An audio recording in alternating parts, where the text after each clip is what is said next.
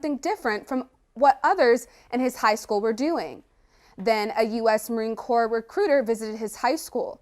After serving as a photographer in the Marines for 5 years, Casserole set foot on campus for the first time just 3 days after he was honorably discharged. It felt weird at first because the only times I ever seen college on campus was like kind of in the movies, and they're always in a huge dorm. So yeah, it was exactly like how I imagined it. Casserole says the Marines is just a part of his life, and while he enjoyed his job with the Marines, he now enjoys working with computers. He is on the path to become a first-generation graduate. According to AddictionCenter.com, college students are at a high risk of substance abuse. UCF is working to combat the drug epidemic. I will tell you more about what UCF is doing. UCF Student Health Services began providing free Narcan to students beginning this fall semester. Narcan, also known as naloxone, is a drug used to reverse an opioid overdose.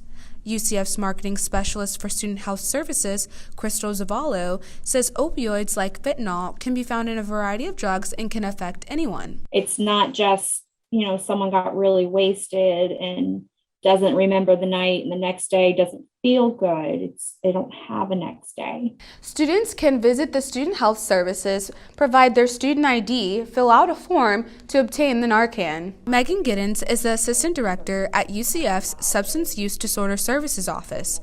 She says it's important that students know that there are laws in place protecting both Samaritans and victims when reporting a drug-related medical emergency. So the Good Samaritan Act is basically if anybody were needing medical attention for substance-related, they are not going to be arrested or penalized for calling for help. UCF plans on launching its Act Now, Call 911, Take Action program, or ACT program. It will target student leaders to serve as influencers to their peers. The program is expecting to launch in spring 2022. In Orlando, Tania Sims, UCF Nightly News. If you're near someone who may be experiencing a possible overdose, do not hesitate to call 911. Students can reach out to the Student Health Services for more information. Take out your fanny packs nights because it's EDC weekend. Orlando Police is expecting about 95,000 people each day. You can still purchase tickets online at edcorlando.com. Be sure to stay safe. You can contact Orlando PD if you need help. A 20-year-old woman died in a crash on Saturday at 2:30 a.m. while checking on a struck deer.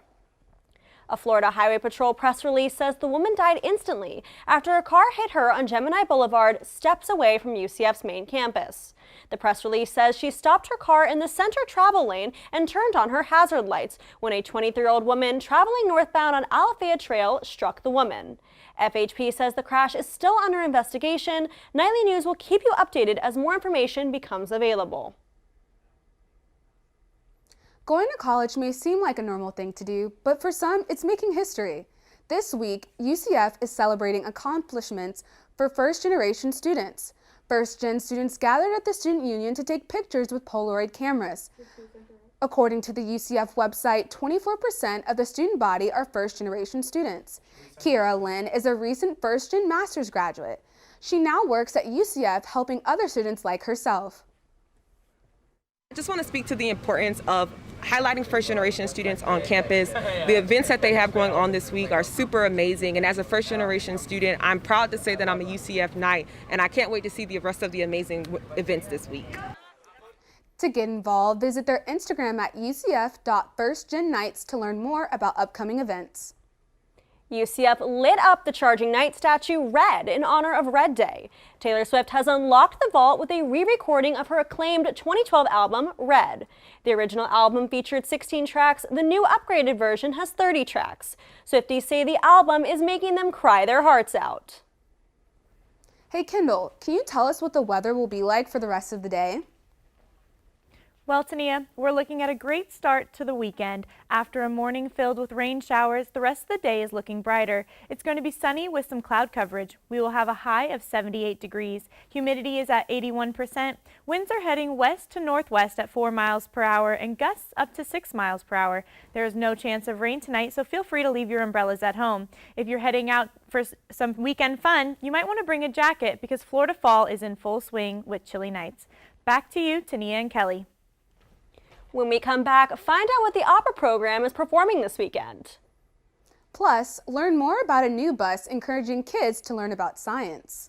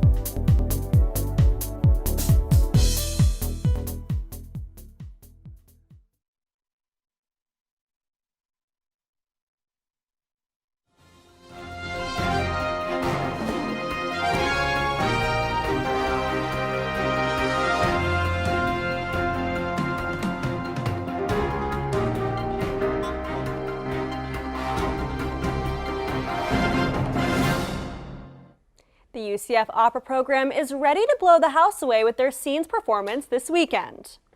The program will perform scenes from operas this Saturday at 7 p.m. and Sunday at 2 p.m. The performances will feature scenes by composers like Mozart, Verdi, and Massenet, and a scene by a rising opera composer. Kelsey Trent is a senior voice major, and she says she is excited to perform again. I haven't done a stage production in a very long time, or at least it feels like. So I'm very excited to be able to work with all of these incredible people and to be able to finally put on an amazing show. Students said the audience can expect to be moved from laughter to tears by the scenes. For more information on buying tickets, visit the box office at the School of Performing Arts. An organization at UCF is using new technology to excite kids in grade school about science. This new technology will be launching on Wednesday. Nightly News reporter Clara Samoon takes us inside the construction of the GeoBus. Citizen Science GIS, a research organization at UCF, is launching America's first GeoBus on Wednesday. Originally owned by Lynx, the bus is now a solar-powered science lab on wheels. Citizen Science GIS will drive the bus to K-12 schools across Florida to teach kids about geospatial science. Geospatial science deals with collecting, analyzing, and presenting geographic information, or as Citizen Science GIS likes to put it, maps, drones, and apps. Tim Hawthorne, the founder of Citizen Science GIS, says he hopes the bus inspires kids to become future scientists. We want kids to be able to see that future and get excited about how these technologies can open up science for them. And so I think that's the biggest thing, is that excitement and that belief in oneself. Hawthorne says the bus will provide students access to the latest technology. The bus will have learning stations with drones, virtual reality, and augmented reality. Outreach coordinator Elise Lorenzo says using this technology is rare, even for adults. I'm almost 30 and I'm excited every time I come to the bus, and looking at the different technologies. The geospatial technologies that we use aren't seen very commonly in schools. Hawthorne says the bus already has a waiting list of 3,000 students. Citizen Science GIS will prioritize low-income schools when scheduling. In Orlando, Clarissa Moon, UCF Nightly News. Citizen Science GIS will hold test events for the bus over the next few months. Hawthorne says he hopes that the bus will start its full schedule by mid-January. Coming up, find out how students are sending donations overseas for the holidays. And see how the weather is going to look like for the rest of the week.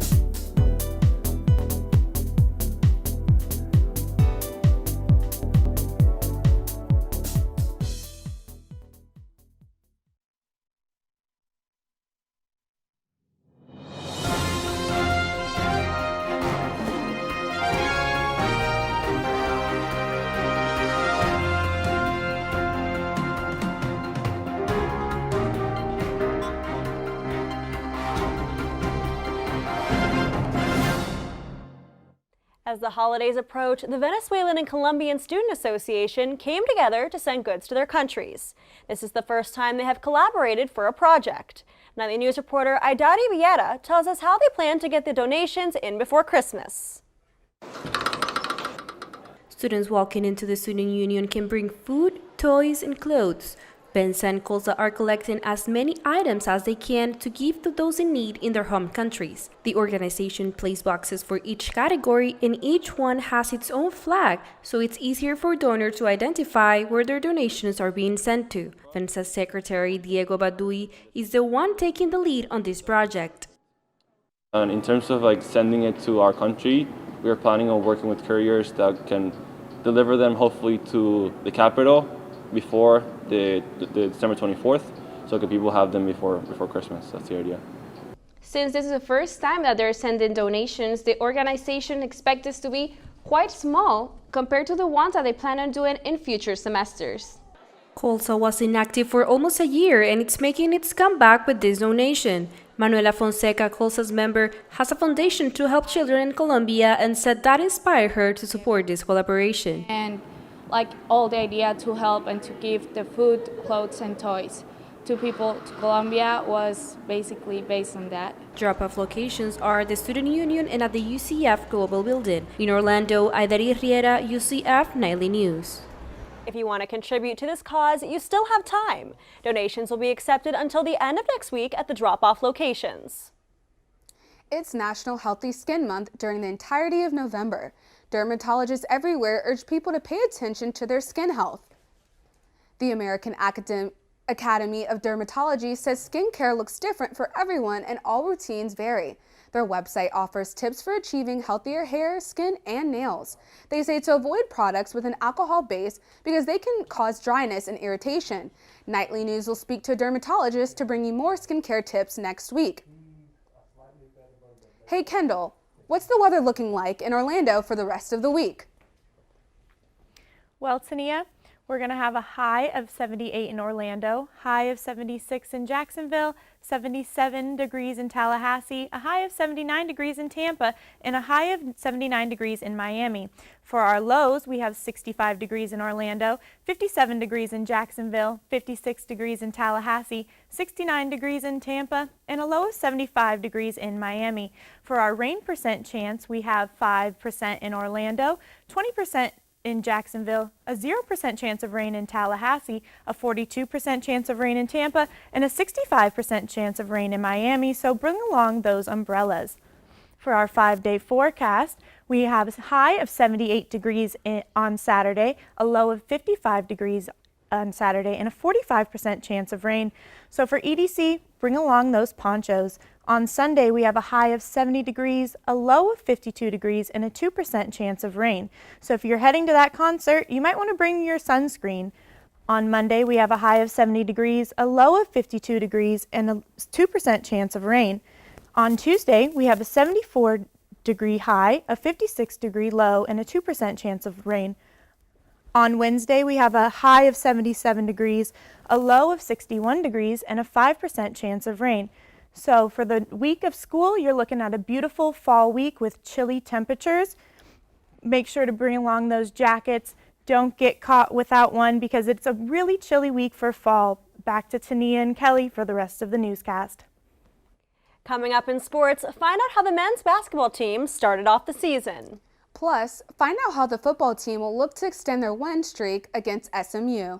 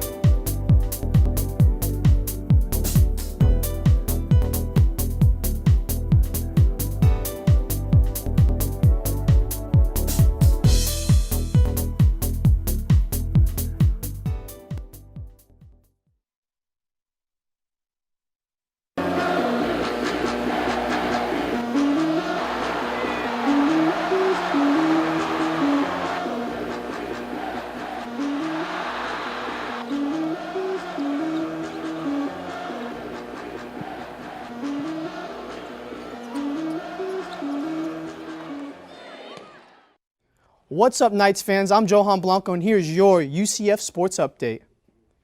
The UCF women's basketball team looked to make it 2 in a row as they take on the Tennessee Volunteers at home. The Lady Knights started off the season with a win against Duquesne this past Tuesday. Students can claim their tickets on the UCF Knights app. Tip-off time will be at 6 p.m. Speaking of basketball, the UCF men's basketball team returned to additional financial arena Wednesday night. The Knights won their season opener against the Robert Morris Colonials. Nightly News reporter Andrew Carson tells us more about this matchup. The men's basketball team is celebrating after defeating Robert Morris Wednesday night for the first game of the 2021-2022 season.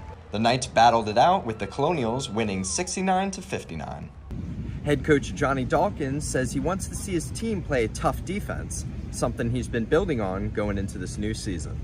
The Knights got off to a fast start to the game, dominating for most of the first half by holding the Colonials to a mere 27% shooting average. The team racked up 42 points by the end of the first half, leaving them with a double-digit lead. Coach Dawkins says he wants his team to always begin with a fast start. We want to be a tenacious defensive team all over the place, flying around defensively, and we want to turn that defense into offense. And I thought we showed definitely in spurts, that we can do that very well. The Knights lost a bit of their momentum in the last 20 minutes of the game. The Colonials outscored the Knights 34-27 by the end of the second half. Darius Perry led the Knights with 18 points and 4 assists. He says his team is working on and off the court to strengthen their bond. We can go 5 in and 5 out if we really wanted to. And then on top of that, the chemistry, we got a year to play with each other. Then you got the new guys coming in. All they got to do is gel with the older guys and be right back at it. The Knights head south on Saturday to take on the Miami Hurricanes at 1 p.m. In Orlando, Andrew Carson, UCF Nightly News.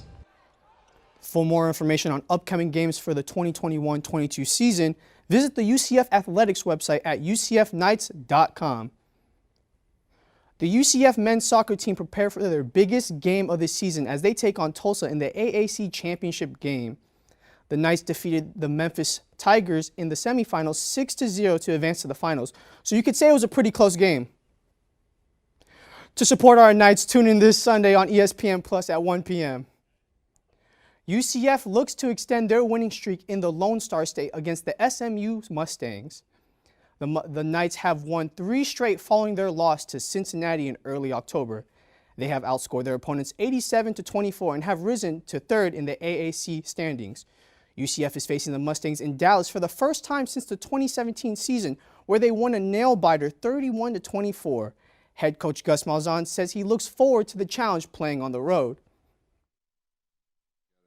There's something to be said about playing on the road, that closeness, that it's you against the world type mentality, which, most players and coaches like.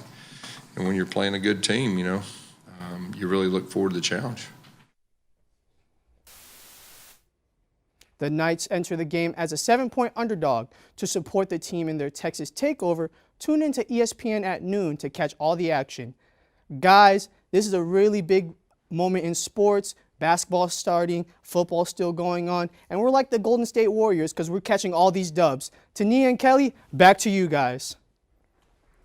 Thank you, Johan. It's looking good for the Knights. That's all our time for right now. Thanks for joining us. And remember, you can always keep up with us during the week on our Twitter at UCF Nightly News. And if you got a story idea you want us to know about, send it our way. You can reach us at nightlynewsucf@gmail.com. Thanks for watching and have a great day.